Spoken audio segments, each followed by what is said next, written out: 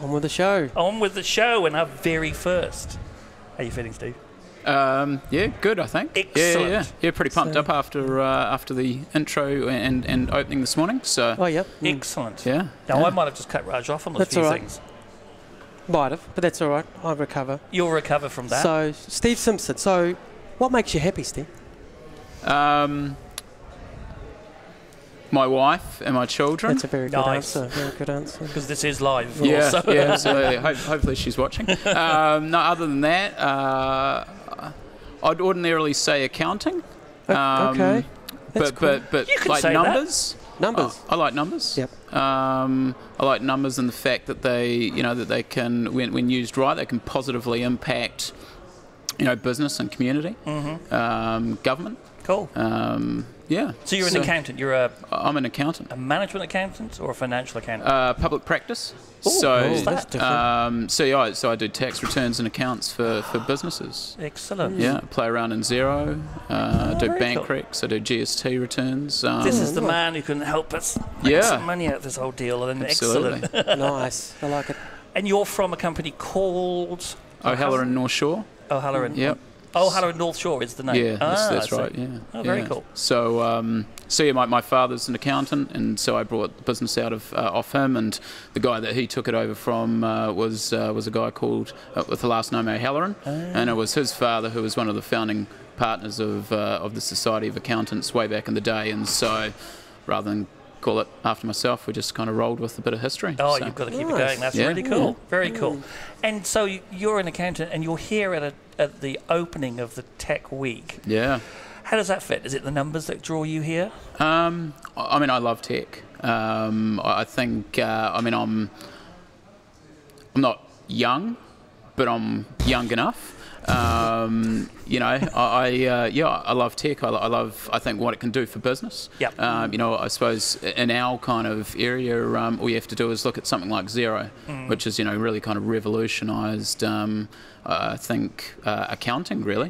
When I look at how my father earned, his money as an accountant, it was writing out bits of paper. It was around reconciling someone's checkbook. It was a lot of stuff which I think there was. I think people probably thought it was a lot more complicated than maybe it really was. No. Yeah, Shocking. absolutely. You heard it here, mate. Yeah, and now there's an automatic bank feed that sucks your bank information out, drops it into a nice little web app, code it up in a really kind of sensible way. Press a couple of buttons and stuff starts popping out the other end. So it's great. At the same time, it's probably also a little bit of a curse because now the way my father made money is very different to the way I'll have to make money. Yes. So moving up the value chain. yeah, that's right. Moving up the value chain. As opposed to adding up all the numbers and saying this is what happened. Now, is this correct to say, oh, that's all done for you? Let me tell you about where you should be putting your money and how you should be using it. And that's the sort of stuff that Absolutely. you're moving into. You become more of a consultant, right? Yeah. So I kind of, I suppose my title, if you want to kind of play around with titles or job descriptions or whatever, I'm a chartered accountant and a business advisor. And so I suppose actually I'll probably flick it around. I'm a business advisor who uses a chartered accountancy background. It's absolutely all of that. It's getting in there and it's saying, hey, your business X, and it's really dialing right back to, I suppose, some of the more personal stuff. Why'd you go in business? Is it actually meeting? Yeah, is it meeting those expectations? If not, why? And then either through a bit of strategy or a little bit of numbers. How can we pivot and take it back to where you want it to be? Is it losing some of the traditional? Are they coping with the change across? So my father's in his early 70s. I think he struggles a little bit. Yeah. I think I think he finds that. He's always enjoyed the advisory aspect, and I think there's a lot of the maybe older peers, and practitioners out there that that's where they were really solid. Was just getting in front of people and having a yarn. Right. and you know, uncovering all of that stuff. I suppose, you know, technology probably brings some of those insights to the forefront a whole lot quicker. Yep. And you know, and probably helps reinforce some of those, you know, gut instincts that you have. And actually kind of converts them into not only is your gut saying that you're struggling, so is your bank account. Yeah. Right. And you know, hey, we can get a view of that bank account every day. We can see that, you know, your debtors aren't actually paying you every day because, you know, there's a system that makes that easy. Whereas, you know, once upon a time it was probably lots of people sitting around having to, you know, do manual reconciliations. And retrospectively doing it as well. Oh, you're in trouble because of something that happened 6 months ago because we've just done it, added all it up. Whereas now, as you say, push button. Oh, right now we know that we're doing well. Doesn't have to be bad, of course. Yeah, they could be doing brilliantly. They can be better than they thought. Yeah, in which case, again, you know, then there's, you know, technology can help you, you know, look for other opportunities where you can be, you know, where you can copy that success into different markets, stuff like that. You know, my guess is that my client base is probably quite different to my father's client base. You know, he was dealing with lots of people that were, you know, over the fence and down the road. You know, I've got clients scattered all around the world. Oh, really? You know, just because technology allows it. You know, I can email them, I can Skype them, I can, you know, we can collaborate online using, you know, a variety of channels. And so yeah, it's exciting. So talk to me about the KIWITECH thing, because that's part of what you do. Yeah, What's absolutely. happening there? Yeah. Tomorrow, So I mean, for me, you know, I want to add value. You know, and I suppose specifically around tech. Yeah. And so when I was sitting down and looking at an event that I wanted to deliver, it was around, you know, I want to bring a little bit of inspiration. And certainly, you know, I got a lot of inspiration out of the event this morning with the likes of Peter Beck. So, whoops. Easy mistake. Easy mistake. Exactly. Easy mistake. Hopefully, he's not watching. Techweek TV. Yeah, there you go. That's right.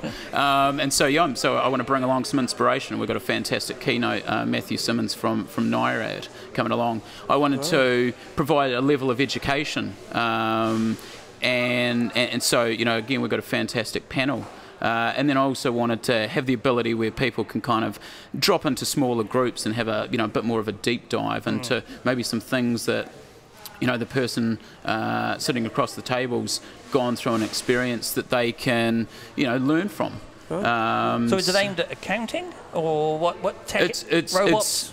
It's aimed. I mean, we've got a variety of people. So there's absolutely going to be some tech there. We've also got people presenting from government agencies. Oh, okay. So we've got some legal counsel flying up from FMA talking about regulation, and especially regulation around, you know, getting funds from investors.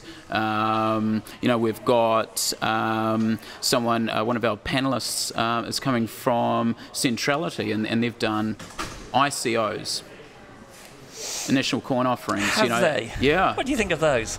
I think it's an interesting space. Oh, there's that word. Interesting. Interesting. Interesting. I think done right, really, you know, I think effective way of raising funds. I think done wrong, and you just don't erode, you know, confidence, and you know, it's not going to be, you know, good for everyone.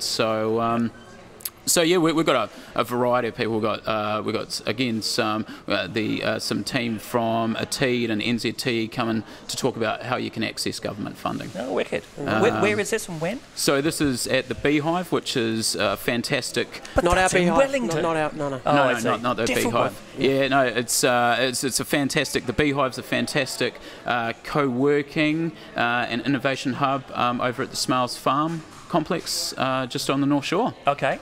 And all day? It's in the morning. Tomorrow morning, so from 9 till 12. Rock up, it's free.